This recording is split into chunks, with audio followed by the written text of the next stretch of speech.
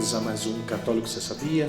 Nessa manhã de terça-feira, dia 9, Santa Francisca Romana, e aqui é o Padre Felipe Neco, que nos apresenta mais um programa. Bom dia, aqui é o Padre Renan com vocês mais uma vez. Fiquei até surpreso com a Santa Francisca, que eu nem sabia, porque eu tô de cheio na quaresma e essas datas de santos assim eu não conheço muito, mas ainda bem que tem o Padre Felipe aqui para lembrar-nos, né? Não, todo dia eu recebo do senhor Jorge Luiz, vulgo Careca, um grande homem da minha paróquia aí de origem, paróquia São Pedro de Alcântara, lá em Alcântara, São Gonçalo, que eu mando um alô para ele, Jorge Luiz, um alô, pois ele fielmente todos os dias me manda o santo do dia, com uma pequena reflexão também. Então eu sempre dou uma olhadinha, às vezes quando é algum santo mais interessante ou que eu nunca realmente ouvi falar, de vez em quando eu entro na página, creio que é da Canção Nova, a página que sai o santo do dia, mas é interessante pelo menos até se dar conta de santos com nomes raros, nomes que você nunca escutou, e até mesmo é algo que a gente estava falando ontem, né? De repente falar um pouquinho como é o processo, como funciona, né? Da canonização, como é, então talvez seja um tema próximo aí, não sei se do Padre Renan ou meu, ainda vamos tirar na sorte aqui quem quer fazer, mas seria interessante também falar sobre esse tema. Então, pois, e por que os santos, né? Por que temos santos na igreja? Eu creio que são temas interessantes também para você do católico Você Sabia, se você não sabe, pois para ficar sabendo. Então hoje é Santa Francisca Romana, uma santa romana, não vou entrar muito, se você quiser depois pode ir na página lá da Canção Nova, que tem o santo do dia, e pode aí depois saber um pouquinho mais da história dela. Então a gente também está pedindo para a Canção Nova fazer propaganda para nós, porque nós estamos falando deles aqui, né? Vamos ver, você ouvinte do Católico Você Sabia, compartilha aí com a Canção Nova, com o Apostolado do Humor, com a Santa Zoeira, porque a gente sempre fala deles, são programas muito bons. Vamos ver se eles fazem um pouco de propaganda para nós também, né? Mas é muito interessante. Eu acredito que esse tema daquela frase, a união faz a força, deve ser também na nossa igreja, né? Senão a gente pensa, cada um joga do seu lado, e acho que não deve ser assim. A igreja é uma, o Senhor é um, e nós estamos trabalhando pela mesma evangelização, pela mesma igreja, então assim que a gente puder fazer por eles, a gente faz também, obviamente. Eu vejo muito no Instagram isso, né? No Instagram você vê que as pessoas vão marcando uma outra e vai aumentando os seus seguidores, porque pois vê que compartilha o mesmo ideal, compartilha a mesma vivência da fé, de espiritualidade, e se vai vendo como pois uma pessoa que conhece e aponta outra, um apostolado que vai marcando. Eu sigo um montão de apostolados aí, claro, não é que eu vejo diariamente o que eles postam nem nada, mas vai aparecendo, e são pois apostolados que vão pois na linha também pois do nosso trabalho e tudo, então isso ajuda muito a nos darmos a conhecer e também conhecer outras realidades que depois pode ajudar muito mais pessoas, né? Eu creio que é isso também na igreja que a gente tem que buscar. Eu creio que já passou do tempo e creio que sim, eu creio que hoje em dia se vê muito mais esse ideal de união, menos talvez do que antes, que tinha pelo menos na vida paroquial um pouco dessas disputas entre pastorais e grupos e movimentos. Eu creio que hoje talvez seja uma percepção externa, mas eu creio que existe um pouco menos dessa realidade, como dessa disputa de buscar o seu lugar, porque tem lugar para todos, não? E depois cada um tem o seu próprio carisma, tem a sua própria realidade espiritual, e as pessoas pois se enriquecem todas e enriquece toda a igreja quando existe essa realidade, essa pois transmissão da própria espiritualidade entre diversas realidades eclesiais, realidades de movimento, de pastorais, e isso ajuda muito, né? Efetivamente, eu acho que, ainda que eu tenha o meu carisma como legionário de Cristo, mas por que não me enriquecer de outras experiências, de outra espiritualidade? E por que não contribuir com o meu carisma a outras espiritualidades e outras experiências dentro da igreja? Eu acho que é um tema muito bonito. De repente, a gente pode falar disso também em outras ocasiões, né? O meu trabalho ali em Joinville, graças a Deus, a gente consegue fazer isso muito bem, é muito bonito, gosto de como está organizada a diocese nesse sentido. Espero que também consigamos fazer isso em outras realidades, né? Mas continuando então com o nosso bate-papo santificante, como que é? Entretenimento santificante. Essa semana foi muito, muito corrida para mim, até porque estávamos saindo de uma crise, né? Tristemente, estamos saindo de uma crise, ou talvez estamos ainda dentro da crise, mas não tão aguda como foi nos últimos 15 dias, a causa dos decretos estaduais e municipais da nossa sociedade nesse tempo de coronavírus. E, portanto, não podíamos celebrar as missas, não tinha missa nas igrejas, não tinha missa nas paróquias, e, portanto, a gente via a necessidade do povo de Deus, da Eucaristia, a necessidade do povo de Deus estar rezando, e, no entanto, não podíamos. E foi um momento muito duro, eu percebi. Muitas pessoas me ligaram pedindo sacramentos, pedindo direção espiritual. Então eu dediquei essa semana passada à direção espiritual. Foi a semana das direções espirituais, né? Eu tive 2, às vezes até 3 por dia.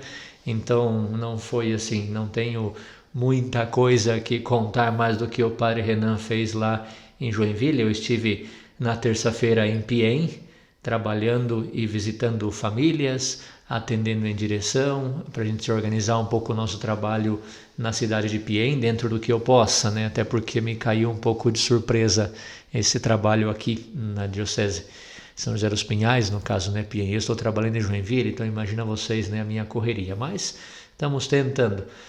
Na quarta-feira já em Joinville eu tive direção espiritual de manhã, direção espiritual na tarde, eu tive uma unção dos enfermos no hospital, celebrei a Santa Missa, enfim, foi um dia onde tive 3 direções espirituais, imagina vocês, né? Depois na quarta a mesma coisa, Santa Missa, direção espiritual, Santa Missa, direção espiritual, foi uma semana intensa de sacramento e de direção espiritual. A Santa Missa durante a semana nas paróquias pediram muito, dado que iam fechar durante o final de semana, então me pediram muitas missas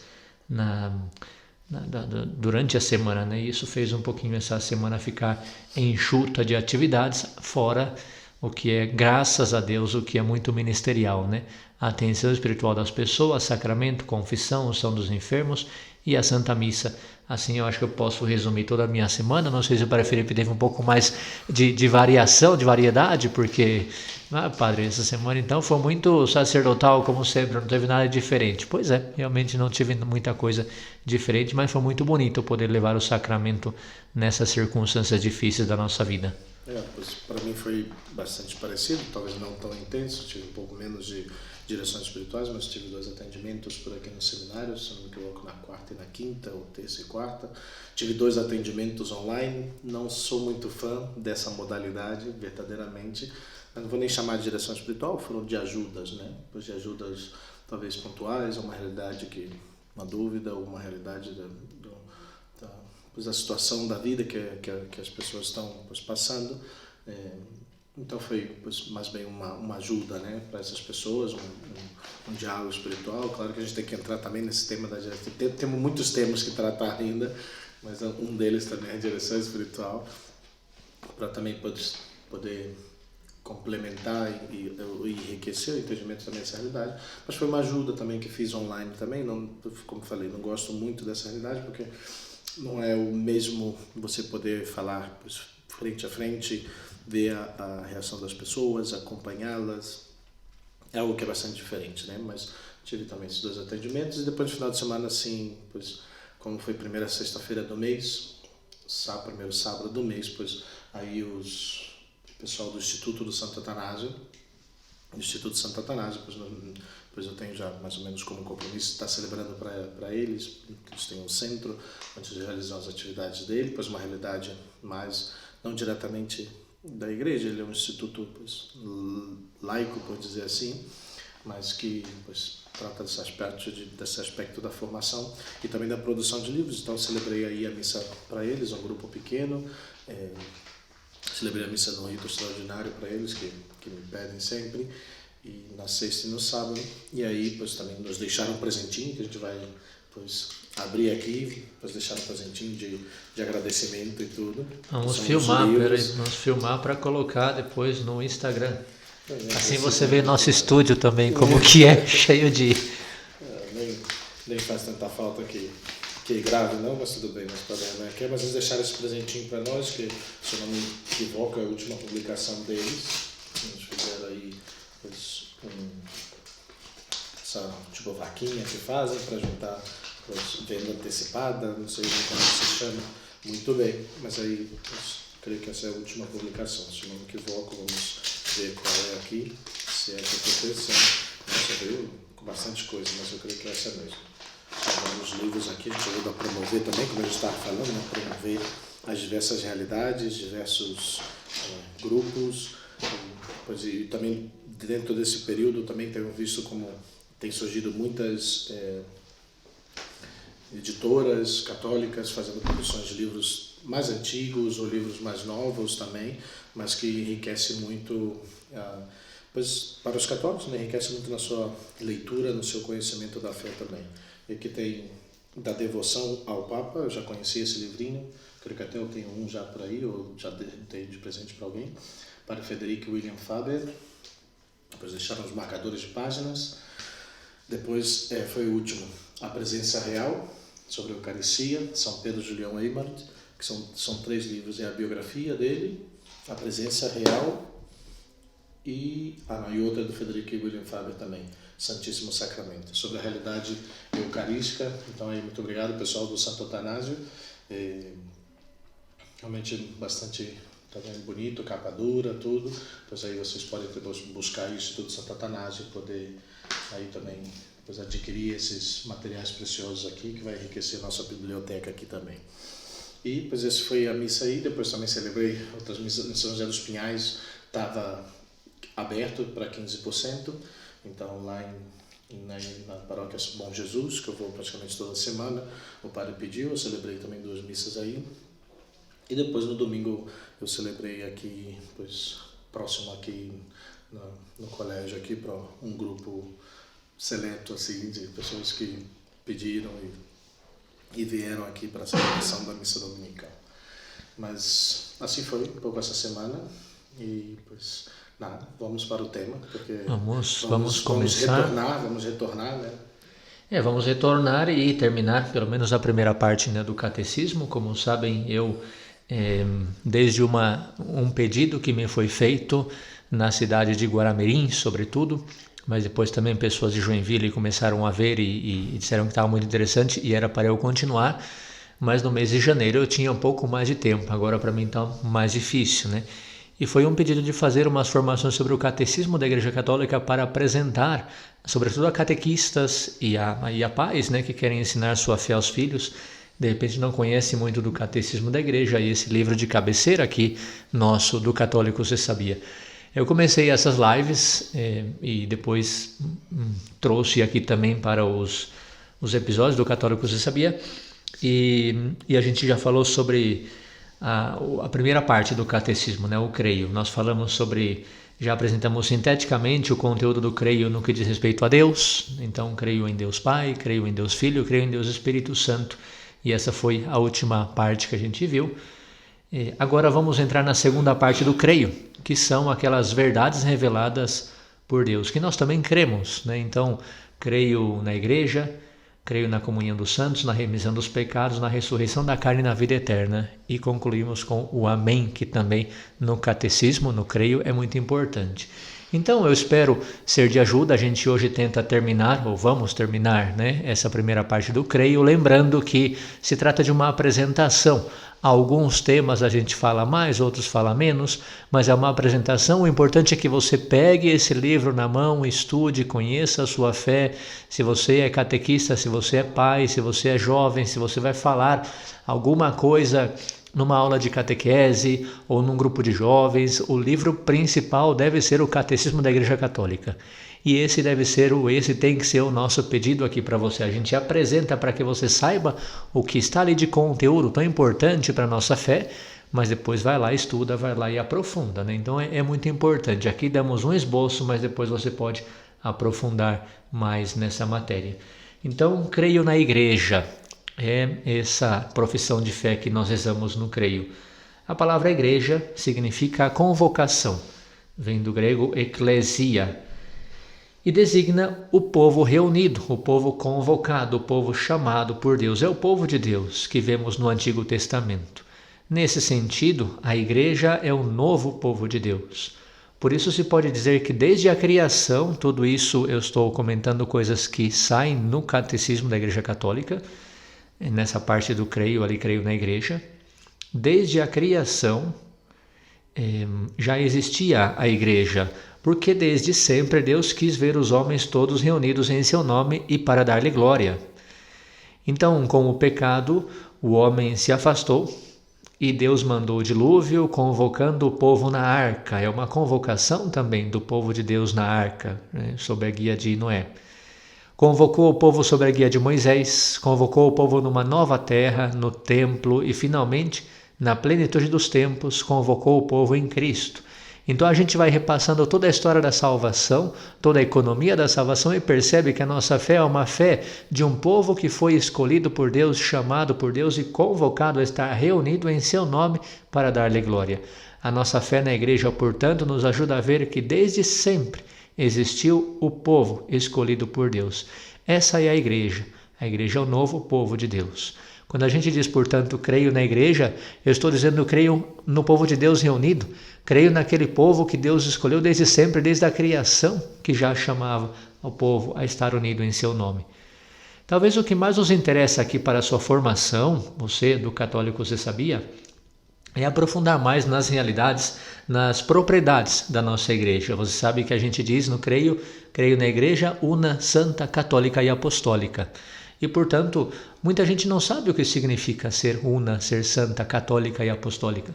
E por isso a gente escuta muitas vezes, o Padre Felipe e eu, no nosso ministério, a gente escuta, o importante é que está seguindo a Deus, né? O importante é que está numa religião, né? Se não é católico, não tem problema, o importante é que está seguindo a Deus, né? Que não está abandonado. É triste se isso vem de um católico, tá? Porque a gente sabe que a verdade, a plenitude da verdade está na Igreja Católica. Bem, depois pode ter um tema de ecumenismo, um tema sobre diálogo interreligioso, isso a gente pode falar com certeza. Já pediram de ecumenismo, eu não vou falar por quê, mas acredito que já sei por quê, qual foi o motivo desse pedido. Então, talvez o que mais nos interessa é isso. Você pode ir lá pegar o catecismo a partir do número 810, 815, por ali, está falando sobre a igreja una, santa, católica e apostólica. Vai lá agora, você que está ouvindo esse episódio, pega o seu livrinho, faz uma pausa aí, a não ser que você esteja no carro, porque daí não dá, né? Faz uma pausa, pega o seu livro amarelo lá, o Catecismo da Igreja Católica, número 815, e ali vai falar um pouquinho sobre essa realidade. Vamos falar sobre a igreja una, número 816. A única igreja de Cristo é aquela que o nosso Salvador, depois da ressurreição, entregou a Pedro, como encarregado de apacentar, confiando também a ele e aos outros apóstolos a sua difusão e governo. A única igreja de Cristo. Eu edificarei a minha igreja. Então a gente não pode dizer que, o fundador da igreja católica é Paulo. Isso não é histórico nem sequer, né? Mas enfim, não tenhamos dúvida, nós católicos, isso é história. As outras igrejas têm sua fundação em determinado momento da história, não em Jesus Cristo. O catecismo fala de unidade, mas em nenhum momento, e portanto fala de ecumenismo também, mas em nenhum momento, isso é importante nos tempos atuais, em nenhum momento se fala que para conseguir unir os cristãos, nós temos que ceder ao conteúdo da nossa fé. Sabe aquele ecumenismo que eu chamo de ecumenismo falso? Mas vamos deixar espaço para eles aqui. Deixa que esse pastor venha celebrar missa comigo. Isso é ecumenismo falso. Isso é ecumenismo falso, porque dialogar não significa que eu vou ceder a uma verdade da minha fé. O padre é um ministro sagrado. Ele é quem deve ler as partes próprias do sacerdote na missa. De repente vem um pastor. Estou citando uma coisa que é pública, todo mundo sabe que aconteceu lá no interior de São Paulo, né? Ou seja, sua diocese, né? Na minha diocese de Jundiaí, né? Eu sou natural de Salto. Sua diocese de origem, né? Ou seja, sim, é necessário o ecumenismo, mas não é verdadeiro ecumenismo aquele que nega a própria fé para aceitar outras opiniões. Então fica a dica aí, né? Nos contextos atuais de certa campanha dentro da igreja, pois é importante a gente dizer que o ecumenismo não é verdadeiro ecumenismo se a gente tem que negar verdades da nossa fé para aceitar opiniões de outros. A nossa fé é a fé, aquela fé na igreja que Jesus Cristo fundou, sobre a rocha dos apóstolos. A igreja é santa, e é santa porque Cristo, seu autor, é santo. Porém, padre, como que eu posso dizer hoje em dia que a igreja é santa com um monte de erros que tem? Então, número 827 do Catecismo da Igreja Católica diz o seguinte: enquanto Cristo, santo e inocente, sem mancha, não conheceu o pecado, mas veio para expiar os pecados do mundo, a igreja é santa. Porém, a mesma igreja que no seu próprio seio encerra pecadores é simultaneamente santa e chamada a purificar-se, prosseguindo constantemente no seu esforço de penitência e renovação. Ou seja, o que está dizendo o nosso catecismo, falando que a igreja é santa? Está dizendo que Cristo, seu autor, é santo, mas a igreja encerra pecadores em seu seio. A igreja abraça os pecadores em seu seio. Nós somos membros do corpo de Cristo, nós somos membros da igreja e, portanto, a igreja é simultaneamente santa e chamada a purificar-se, porque nós estamos continuamente sendo chamados a purificar-nos. Então, quando você diz, como é que o catecismo diz que a igreja é santa? Quando alguém diz para você, se está cheio de padres aí fazendo coisa errada. Sim, a igreja é santa porque Cristo é santo, mas ela é formada por pecadores. Aí vem aquela famosa frase, né? Santa e pecadora, casta, meretriz, etc. Católica. Católica quer dizer universal, quer dizer que a mensagem de Cristo e a convocação deve chegar a todos os povos. Católica significa universal, ou seja, a mensagem de Cristo é para todos. Aqui o catecismo fala da relação da igreja com outras religiões, mas não quero entrar muito nesse tema, né? É um tema que eu sim quero entrar, seria um motivo talvez de único programa, esse tema, é aquele famoso tema do extra ecclesia nulla salus, né? Fora da igreja não existe salvação. Está também no catecismo da nossa Igreja Católica, né? Então, sim, é verdade que deve existir um diálogo entre as diferentes religiões, mas o catecismo diz claro, fora da igreja não há salvação. O que significa isso? Falando que a igreja é católica e, portanto, é universal e, portanto, destinada essa mensagem de salvação a todos os homens. Diz o catecismo que, ao afirmar-nos expressamente a necessidade da fé e do batismo, Cristo confirma-nos, ao mesmo tempo, a necessidade da própria igreja, na qual os homens entram pela porta do batismo. Então, o batismo é necessário para a salvação. O batismo faz com que os membros, né, que aquele batizado, entre a formar parte do corpo da igreja. É por isso que não se podem salvar aqueles que, não ignorando que Deus, por Jesus Cristo, fundou a Igreja Católica como necessária, se recusam a entrar nela ou a nela perseverar. Isso está no número 846. Mas o 847 diz o seguinte: esta afirmação, que eu acabei de dizer, não visa aqueles que, sem culpa da sua parte, ignoram Cristo e a sua igreja. Então vamos chegando na metade, o galo cantou, me assustou, mas já concluímos a parte do creio na igreja. Creio então na igreja, una santa católica, que quer dizer universal, mensagem de salvação a todos, e fora dela não tem salvação, mas 847 não visa aqueles que, sem culpa da sua parte, ignoram Cristo e a sua igreja, porque Deus não é um tirano, né? Aquela pessoa nunca escutou falar de Jesus Cristo e não vai se salvar. Não é bem assim, né? E finalmente a igreja é apostólica porque está fundada sobre os apóstolos. Acho que mais que isso não precisa dizer. Tu és Pedro e sobre esta pedra eu edificarei a minha igreja. A igreja é apostólica nesse sentido.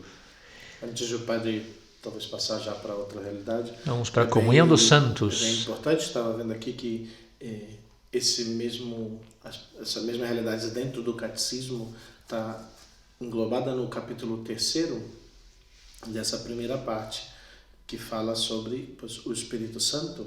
Então, a igreja com uma realidade fruto do Espírito Santo, né? O capítulo 3º, creio no Espírito Santo, e aí vem o artigo 8º, creio no Espírito Santo, novamente, e depois o artigo 9º, creio na Igreja Católica, né? A realidade da igreja como uma realidade fruto da ação de Deus mesmo, né? Porque eu creio que essa parte que precisamos, não só para os católicos, também para toda a realidade do mundo entender. A igreja não é uma invenção humana. A igreja católica, pelo menos, né? Não é uma invenção humana. né? É fruto da ação de Deus nos homens, naqueles primeiros discípulos, naqueles que Jesus Cristo escolheu para transformar o mundo, e daí nasce a igreja.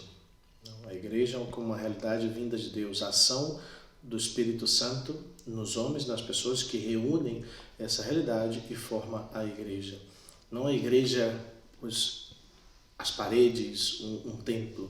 A igreja, como todos nós, que somos a Assembleia de Deus, que somos irmãos em Cristo e compartilhamos da mesma fé. Essa é a realidade que é mais profunda, e daí se entende a realidade da igreja, porque Deus, Jesus Cristo, através da realidade de um povo, formou também uma hierarquia que conduz, deu uns dons, uns sacramentos especiais também de governo, de cura, então, que são a realidade dos sacramentos, a realidade dos bispos, dos padres, mas tudo como obra, como ação do Espírito Santo nos homens, né? E tem muito o que dizer aí, né? Aquela primeira afirmação que eu fiz, a gente escuta muito, né?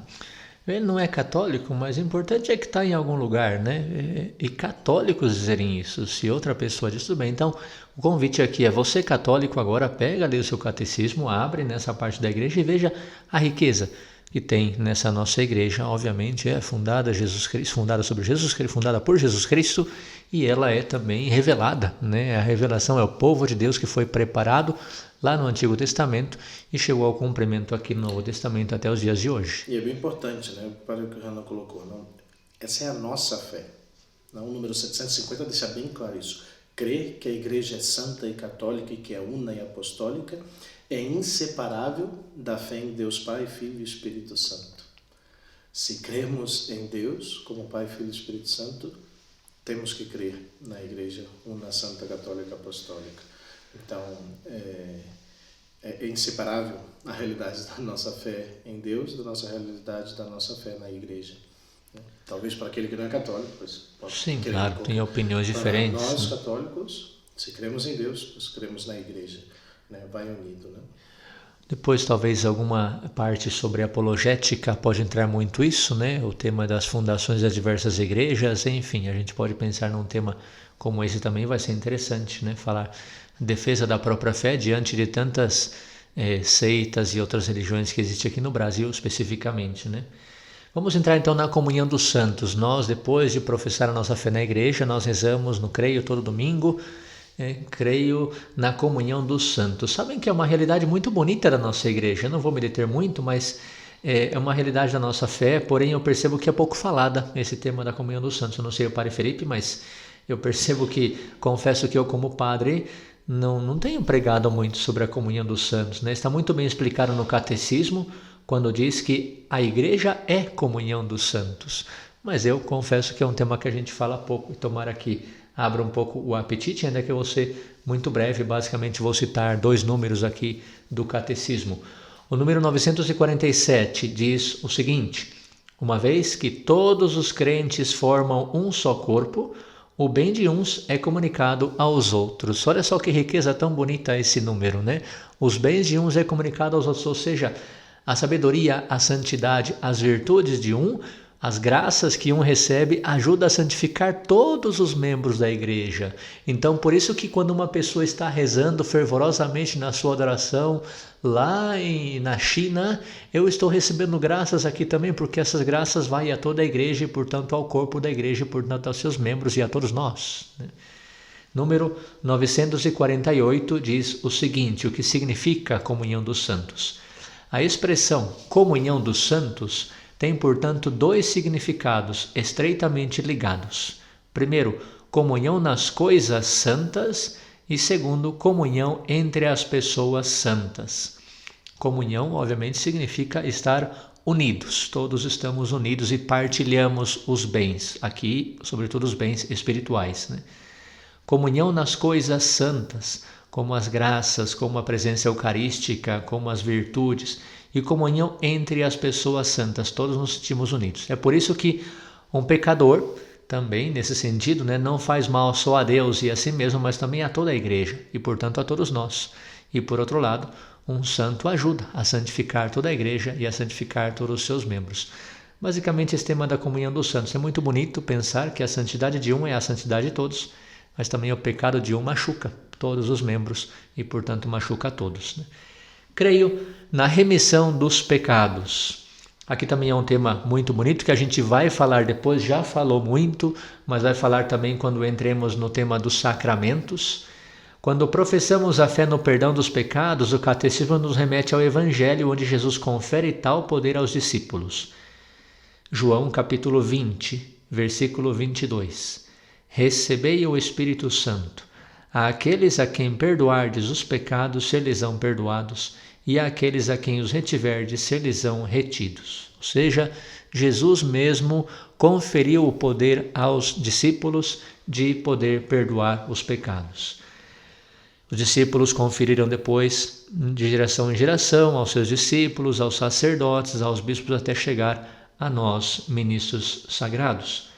Importante lembrar que sim, nossos irmãos protestantes têm razão quando eles dizem, né, e que reclamam conosco e que dizem que só Deus perdoa pecados.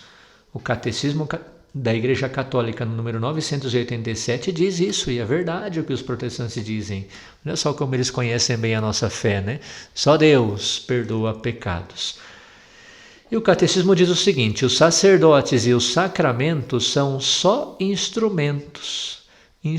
Deus é quem perdoa os pecados. Nesse sentido está muito correto, né? O mesmo Catecismo vai aprofundar muito nisso na segunda parte, sobre os sacramentos, quando se fala do batismo, quando se fala da confissão e quando se fala da unção dos enfermos. O importante para nós agora, creio na remissão dos pecados, é acreditar realmente que Deus confiou esse poder de perdoar pecados aos apóstolos. Quem perdoa é Ele, mas os ministros, nós somos sacerdotes, nós somos instrumentos nas suas mãos e agimos, isso vai ser falado lá depois, em persona Christi, ou seja, quando o padre diz, eu te absolvo dos seus pecados, não pare não diz eu, porque eu, padre Renan, eu, padre Felipe, estou perdoando, mas eu, Deus.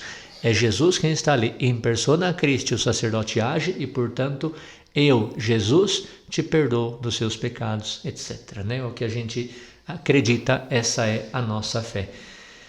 Tem ainda os dois últimos temas do creio, vamos terminar rapidamente. Creio na ressurreição da carne. O credo termina com a nossa profissão de fé na ressurreição e na vida eterna.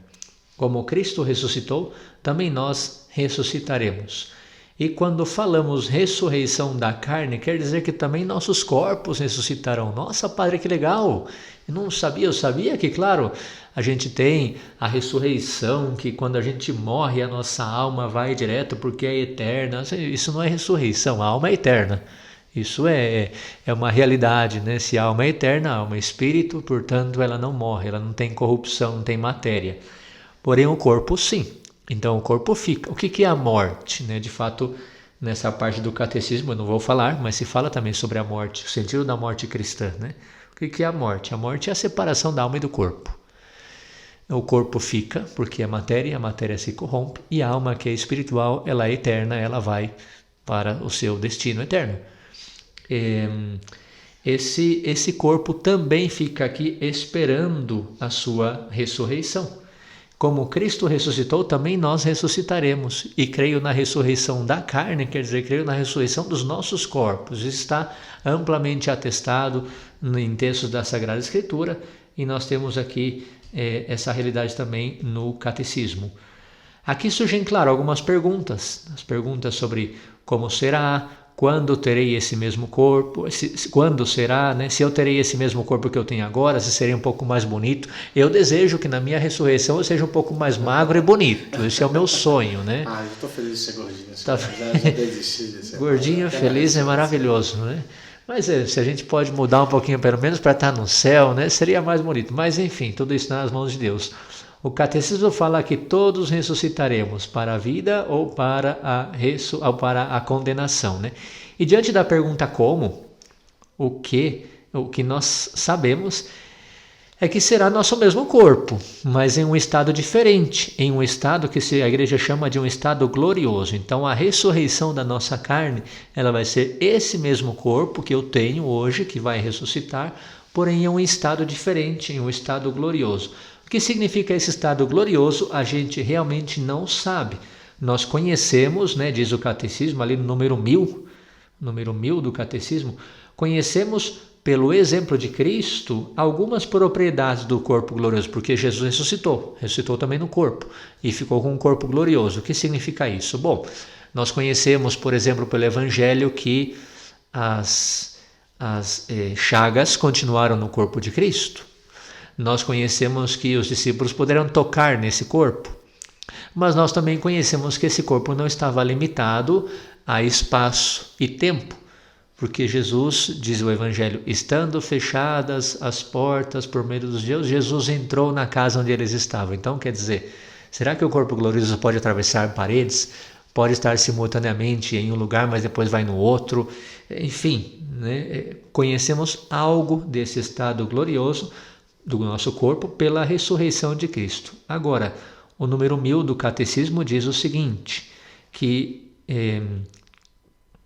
esse estado glorioso, como será, ultrapassa a nossa capacidade, a capacidade da nossa mente. Então, continua sendo um mistério, algo podemos deduzir pela ressurreição de Cristo, mas continua sendo um mistério.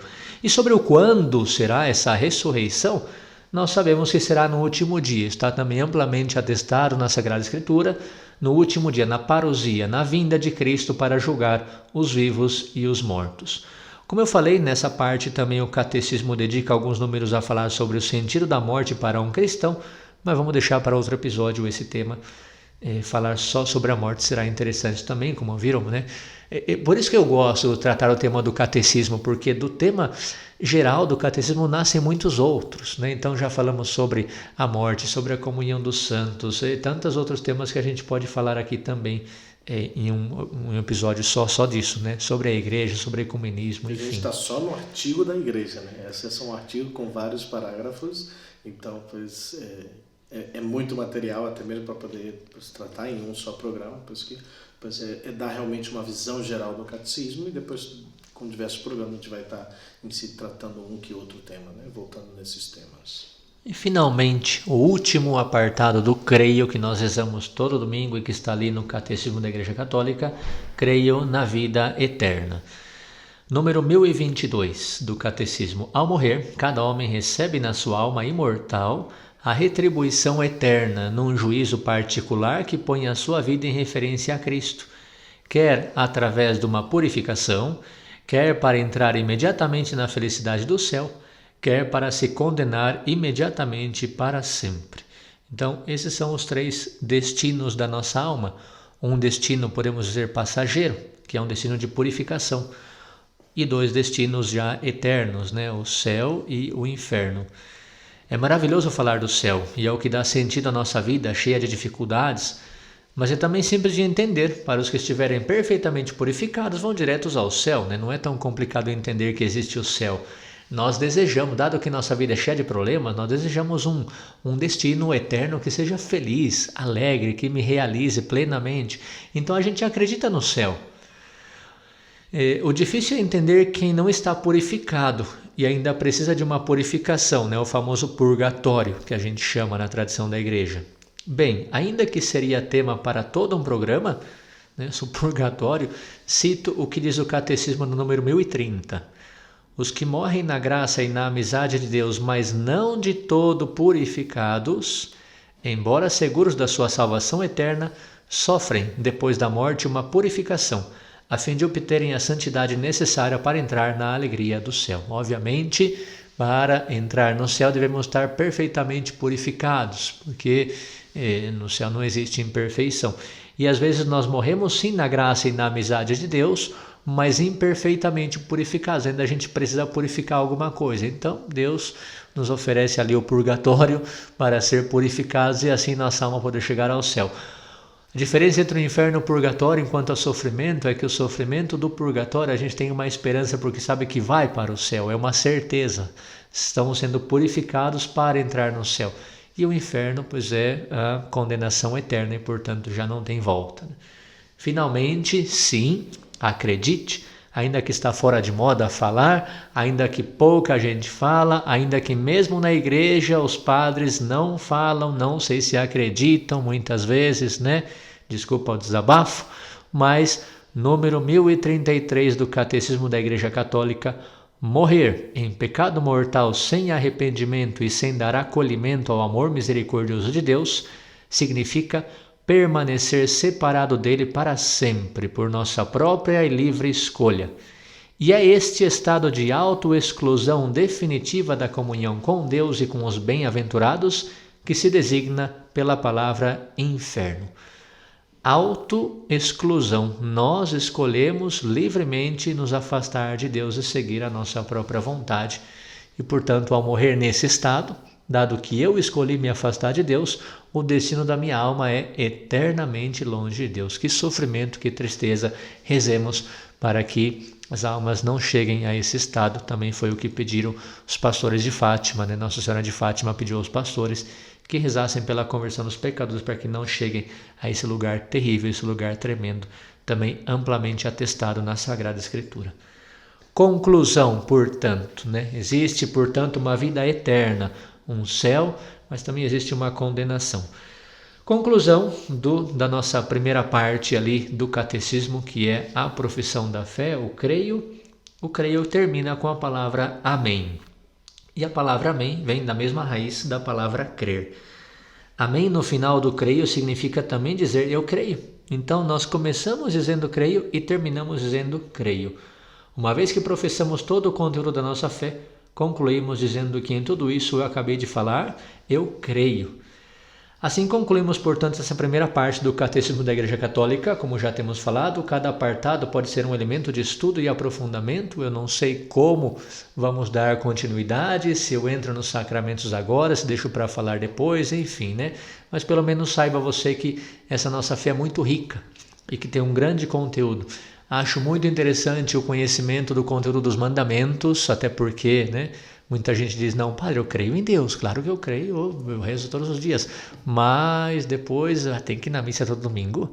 Eu creio em Deus, padre, mas só faltei a missa um dia.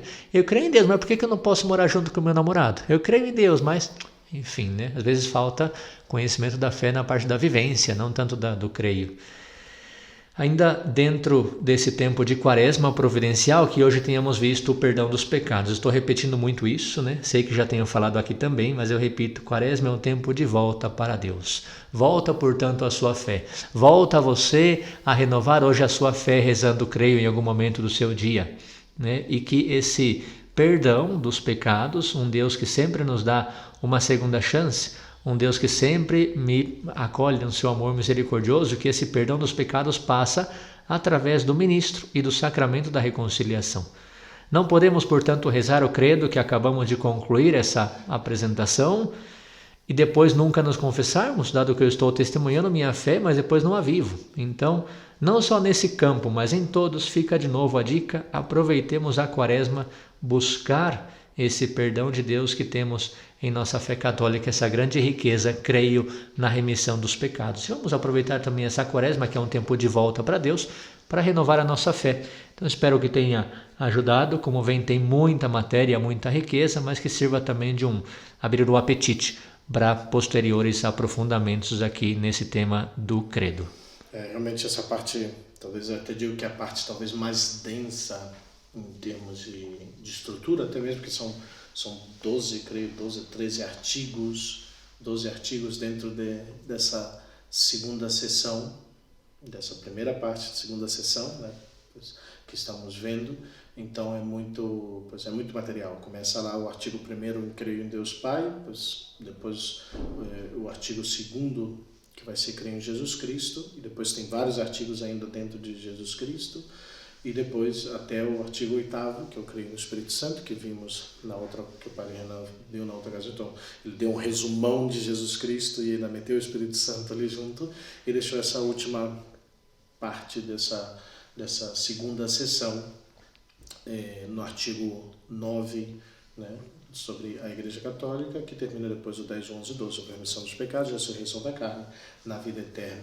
Por isso que é importante, creio que na nossa formação, a primeira coisa que nos pediam fazer quando íamos estudar um livro, ler um livro, especialmente para estudo realmente, mas que é só uma leitura não entretenida, não, era tratar de memorizar o índice dos livros. Começar o livro pelo índice. Para ter a visão geral, né? Para ter a visão geral do livro, para ter a ideia do autor, que geralmente se não está explicado no início ou no final do livro, explicar talvez uma autora, uma condensação geral do livro, para você ter a ideia geral e saber mais ou menos a estrutura, quantos capítulos, né? No caso aqui, quantas partes, quantas sessões, quantos capítulos, depois quantos artigos, então, e você consegue ter essa visão geral. Então aqui, eu até agora tá fazendo um pensamento crítico sobre, eu não gostei tanto da divisão, porque ele separa, deveria ter separado talvez mais capítulos, mas é uma visão minha, né? Mas como está dividido aqui o catecismo aqui, eu estava vendo o índice agora, mas é bom a gente dar uma repassada no índice para ver onde estamos, né? Onde estamos, como vamos caminhando e como realmente está dividido realmente o catecismo. Se não conhecemos o catecismo, se não conhecemos a nossa fé, pois somos católicos ignorantes, né? E como dizem por aí, católico ignorante, no Rio a gente fala bastante. Futuro protestante. Nada contra os protestantes, mas essa é a realidade. Se não conhecemos a nossa fé, se não conhecemos e não professamos a nossa fé católica integral, inviolavelmente, pois pereceremos na dúvida por toda a eternidade. Já dizia Santo Atanásio de Alexandria, aqui do Instituto, fazendo propaganda do Instituto Santo Atanásio outra vez, com essa frase que também nos fecha talvez todo esse tema que aqui estivemos vendo hoje sobre a Igreja. E espero que tenha sido de ajuda e pois seguiremos já na próxima semana. Eu creio que vamos ter convidado especial. Vamos ver se vai estar. Eu tenho um convidado especial para falar de um tema para vocês. Estou com preguiça de preparar tema. Não, na verdade, eu estou com uma leitura aqui. Tem um tema também meio pesado, então estou vendo se entro nele. Então vamos ver como é que a gente faz aqui. Mas eu acho que podia preparar o do ecumenismo, né? Mas eu tenho que dedicar mais tempo para preparar, para buscar material, tudo, mas vamos lá. Mas é isso, pessoal. Vocês têm mais alô para alguém? Para Renan? Não, queria simplesmente agradecer aqui o pessoal do Instituto Santo Atanásio, né? Providencialmente eu peguei aqui o marca-página que nos deixaram e essa frase que o padre Felipe citou agora, né? Falando sobre o credo, justamente, que foi o tema nosso hoje, providencial que nos tenha dado esse material, né?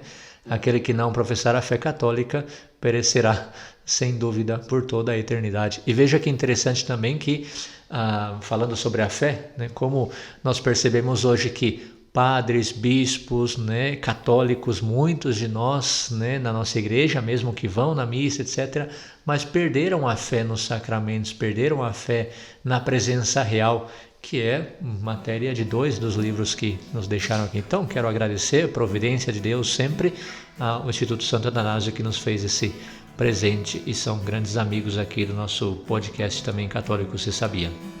É isso aí, pessoal. Minhas orações por cada um de vocês, minha bênção, rezamos para que as coisas possam retornar, as atividades litúrgicas das missas nesse final de semana, e encomendamos aí a todos vocês. Deus abençoe, um abraço e até a próxima semana com a graça de Deus.